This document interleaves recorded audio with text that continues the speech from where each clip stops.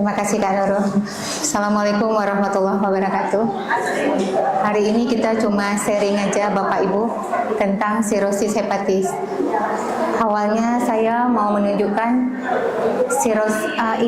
sirosis itu adalah terbentuknya jaringan ikat pada organ. Jadi ini bisa dilihat, ini dia gambar hati yang normal, ini dia hati yang terkena sirosis, di mana hatinya kecil dan terbentuk jaringan ikat. Sebelum kita tahu, kita harus tahu dulu apa itu pengertian sirosis. Nah, sirosis ini adalah proses difus.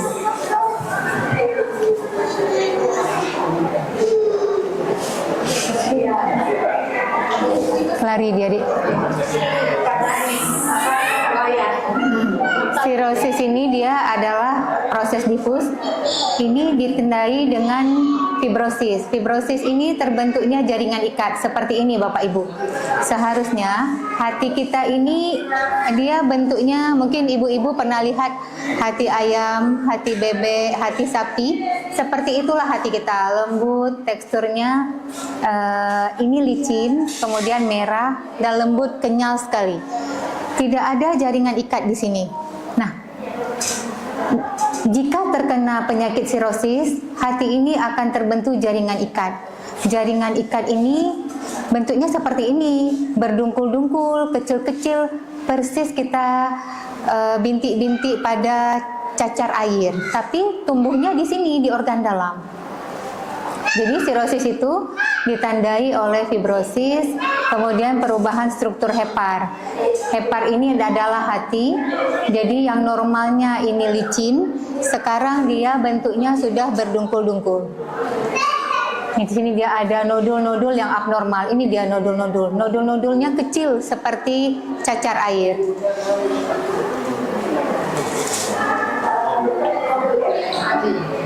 Nah, di sini dikatakan pada sirosis ini jaringan hati yang normal itu tergantikan oleh jaringan parut. Jaringan parut itu kita bilangnya jaringan ikat. Kemudian ini terbentuknya bertahap.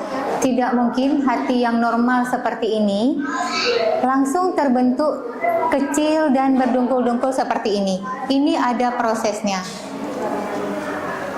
Sel-sel hati rusak dan mati sehingga hati secara bertahap kehilangan fungsinya. Kalau organ sudah berubah bentuk, tentu fungsinya juga akan terganggu. Di mana fungsi dari hati ini adalah menetralisir dari racun. Kalau ada racun di tubuh kita, yang netralisir dia, yang menghentikan racun itu adalah hati. Nah, di sini kita harus tahu apa itu fungsi hati. Yang pertama, dia merupakan tempat simpanan tenaga, vitamin dan mineral. Yang kedua, menghasilkan hormon yang baik. Yang ketiga, baik untuk sistem imun tubuh dan melindungi daripada serangan penyakit. Nah, di sini coba Ibu perhatikan. Baik untuk sistem imun tubuh dan melindungi daripada serangan penyakit. Kemudian dia memusnahkan bahan toksin. Inilah dia netralisir racun. Jadi bahan-bahan yang racun dia akan dinetralisir oleh hati. Kemudian detoksikasi, ini juga menghancurkan dari racun. Kemudian dia menghasilkan protein yang kita kenal sebagai albumin, memudahkan sistem penghadaman. Ini istilahnya adalah sistem hormon dari tubuh kita.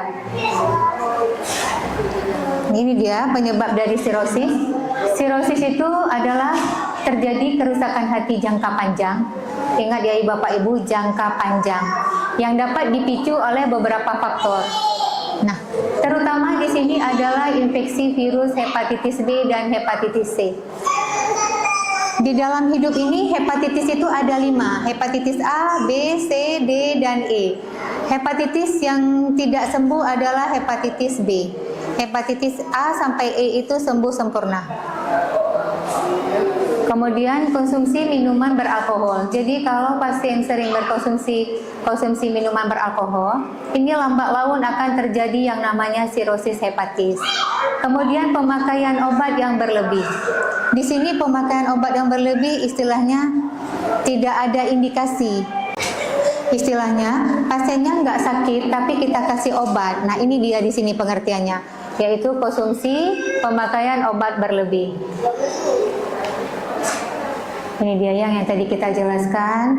Ini dia pemakaian obat, peminum alkohol, pemakaian obat berlebih. Kemudian ya tidak tidur malam, begadang malam juga bisa menyebabkan sirosis. Gejala ini sama seperti infeksi dari hati, yaitu kelelahan, lemah dan lesu, nafsu makan menurun, mual dan muntah, berat badan menurun drastis. Di sini juga telapak tangan merah. Merah ini karena ada palmar erythema. Bukan merah seperti kita, bukan. Ini memang khas pada sirosis terjadinya palmar erythema. Ini dia, ini adalah tanda dan gejala tahap akhir dari penyakit sirosis. Ini di sini, di sini kelelahan yang sangat, kemudian adanya kekeringan, sensasi kekeringan, kemudian ada udem tungkai, di mana kedua kakinya bengkak, matanya kuning, jaundice, kemudian terjadinya kelopak mata di bagian bawah ini agak membengkak, kemudian adanya cairan di dalam tubuh, kemudian terjadinya varises di kaki bagian belakang, adanya infeksi, beberapa infeksi terutama di kepala, adanya hepatik ensefalopati. Hepatik ensefalopati ini merupakan komplikasi utama dari sirosis hepatis. Adanya perdarahan yang abnormal, kemudian tahap akhirnya bisa tidak sadar, kemudian bisa kehilangan nafsu makan, dan tekanan darah yang meningkat. Ini dia komplikasi dari sirosis. Kita bisa lihat dari yang pertama adanya penimbunan racun di otak. Jadi kalau kita terkena sirosis, seperti saya katakan tadi, hepar itu fungsinya adalah netralisir racun. Kalau hati kita sudah terganggu, maka netralisir racunnya juga terganggu. Alhasil, racun ini yang ada dalam tubuh akan tertumpuk ke otak ini, sehingga menyebabkan tidak sadar. Itulah yang dinamakan hepatik ensefalopati. Kemudian terdapatnya spider nevi, spider aneoma. Ini ada merah-merah, timbulnya memang di torak depan sama belakang. Jadi kalau kita tekan, dia tidak akan hilang. Begitu kita tekan, dia akan muncul kembali. Inilah yang dinamakan dengan spider nevi atau spider aneoma. Kemudian terjadinya jaringan ikat di hati. Kemudian terjadinya varises. Varises itu bukan hanya di bagian tungkai bawah saja. Varises juga bisa terjadi di abdomen, di perut. Pasien sirosis perutnya akan membesar. Sering kita katakan perut kodok besar. Kemudian terjadinya ada varises. Timbulnya pembuluh darah vena yang besar di seluruh lapangan perut. Kemudian di sini terjadinya palmar erythema atau red palmar, di mana telapak tangannya merah. Merah itu akibat penumpukan racun yang abnormal. Bukan merah seperti kita normal, itu merahnya khas memang. Kemudian adanya jaundice atau kuning. Kuning bisa dilihat pada mata, pada palatum, rongga dalam mulut, kemudian pada organ-organ tubuh yang lain. Kemudian adanya pengurangan dari massa otot. Nah, kalau sudah terkena sirosis, makanan apa saja yang harus kita berikan supaya komplikasinya tidak bertambah parah? Yang pertama, makanan rendah garam. Kenapa rendah garam? Kalau kita berikan garam yang tinggi, maka cairan yang dalam perut akan bertambah banyak. Jadi di sini dianjurkan makanan garam yang rendah, kemudian rendah lemak. Mengapa? Karena fungsi hati tadi adalah menetralisir racun dan akan membuat lemak jenuh menjadi tak jenuh di dalam hati. Nah, kalau sudah terganggu fungsi hati, maka lemak ini juga harus dihindari atau dijaga sehingga tidak mengkonsumsi lemak yang tinggi. Konsumsi cairan yang banyak dan konsumsi buah-buahan yang banyak. Sekarang kita lihat apa yang tidak dianjurkan untuk pasien yang sirosis. Yang pertama tetap alkohol. Alkohol inilah yang pertama sekali membuat pasien menderita sirosis tanpa adanya hepatitis B. Kemudian makanan tinggi garam dan makanan yang tinggi lemak tidak dianjurkan untuk penderita sirosis. Ya, jadi pengobatan sirosis tetap ya jangka panjang. Namanya juga penyakitnya penyakit jangka panjang. Tentu pengobatannya tidak dalam masa singkat dia sembuh. Tetap hilangkan penyebab, kita tetap hidup sehat. Kemudian yang ini kita jaga, berhenti ngerokok, berhenti minum alkohol, diet harus seimbang antara karbohidrat, protein, vitamin dan mineral. Lakukan aktivitas fisik. Di sini aktivitas fisik itu ringan saja. Batasi penggunaan obat jangka panjang. Di sini tidak termasuk obat DM dan obat darah tinggi. Kedua obat ini harus tetap diberikan. Nah, terapi suportif itu ya terapi sesuai komplikasinya, terapi sesuai yang dikeluhkan oleh pasiennya. Tetap obat topikal menghilangkan rasa gatal, kemudian pemberian obat mengeluarkan kencingnya karena perut yang membesar tadi, kemudian pemberian obat hipertensi. Karena sirosis ini sering terjadi berbarengan dengan hipertensi. Operasi ini satu-satu kita lakukan, jarang sekali karena yang namanya hati tidak pernah tergantikan. Hati itu kalau ada tumor atau penyakit tidak pernah dipotong dia Ibu. Tetap transplantasi hepar namanya. Disinilah yang paling berperan. Jadi hatinya diganti dengan hati yang baru, atau sekarang adanya pencakokan dari enzim-enzim hati atau molekul-molekul hati kepada hati yang rusak tadi. Nah, ini dia komplikasi yang saya katakan tadi. Komplikasi ini yang pertama yaitu ensefalopati hepatik. Nah, akibat racun yang tidak bisa dinetralisir oleh hati, maka racun tersebut akan naik ke kepala, maka terjadilah ensefalopati hepatik. Nah, ini pasiennya mengalami gangguan tidur, sukar untuk tidur, yang seharusnya tidurnya malam, jadi terbalik. Malam tidak bisa tidur, pagi sampai sore pasiennya tidur. Kemudian kesadarannya terganggu hingga terjadilah koma. Kalau sudah terjadi koma hepatikum, itu memang sudah end stage, tahap akhir. Itu jarang sekali bisa kita perbaiki. Kemudian gangguan fungsi ginjal. Ini komplikasinya karena meningkatnya ureum kreatinin. Ini hepatorenal, kita hubungkan antara hepar, hati sama ginjal. Jadi karena racun tidak bisa dinetralisir hati, kemudian maka akan terbeban pada ginjal. Nah, pencegahan yang pertama tetap tidak berbagi penggunaan jarum suntik. Kenapa? Ibu-ibu harus tahu, sirosis ini juga tidak hanya disebabkan oleh pemakaian alkohol, kemudian penggunaan obat yang tidak seimbang. Salah satu yang paling penting adalah pengidap hepatitis B. Sirosis ini adalah komplikasi dari hepatitis B. Jadi, hindari berbagi penggunaan jarum suntik. Kenapa? Kalau jarum suntik ini kita berbagi, penularan hepatitis B yang tidak sembuh itu salah satu penularan yang paling besar. Nah, di sini harus dihindari. Kemudian tidak konsumsi minuman beralkohol, berolahraga rutin. Di sini olahraganya yang santai saja, jalan santai atau bersepeda. Kemudian konsumsi makanan sehat serta bergizi seimbang seperti ini ya. Karbohidratnya, proteinnya, kemudian buah-buahan, vitamin, mineral serta susu. Vaksinasi hepatitis B, makanya dari 0 hari kita dianjurkan bayi-bayi yang baru lahir untuk divaksin hepatitis B agar memberikan kekebalan sampai dewasa. Terima kasih.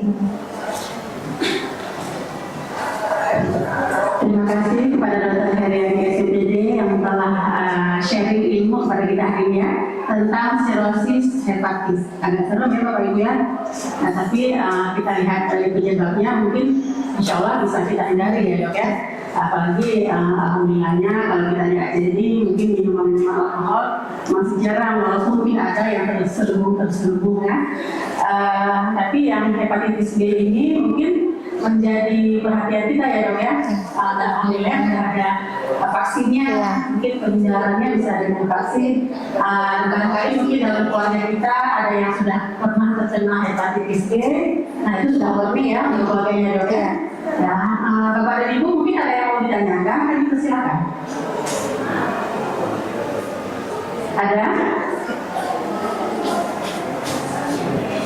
Sudah pas? Oke. Tadi saya pernah dengar kolesterol juga bisa menyebabkan tinggi lemak ya? Iya. Bisa menyebabkan sirosis juga kan? Jadi jalannya ada baik selain Bu.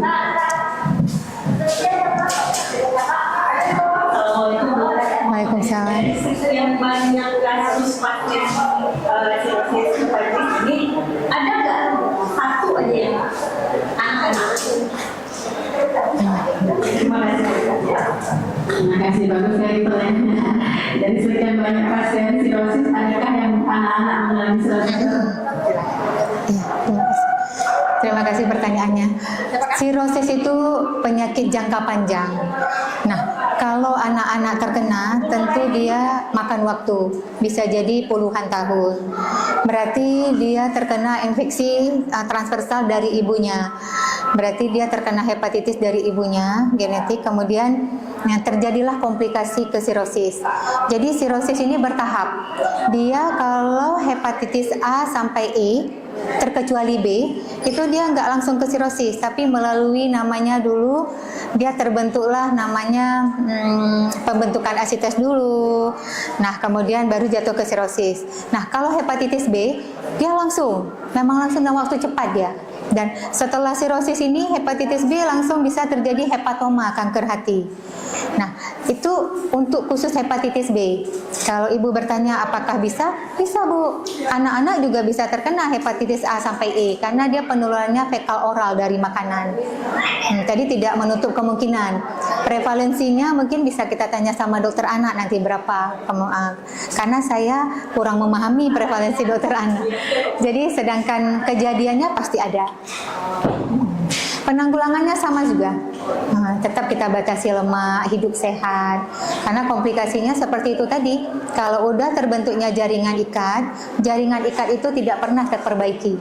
Kecuali pencangkokan yang jaringan ikat itu kita buang, kemudian kita ambil hati yang lain, kita taruh di situ, tempel. Itu sudah bisa di Indonesia emang. Terima kasih. Gimana Bu? Ya, jadi bisa saja juga. Jadi walaupun mungkin prevalensinya belum diketahui ya berapa banyak. Iya. Cuma melihat riwayat terjadinya sirosis hati memang butuh waktu lama, mungkin kemungkinannya tidak secepat orang dewasa ya. Iya, gitu ya Bu ya. Ada lagi Pak Ibu yang bertanya?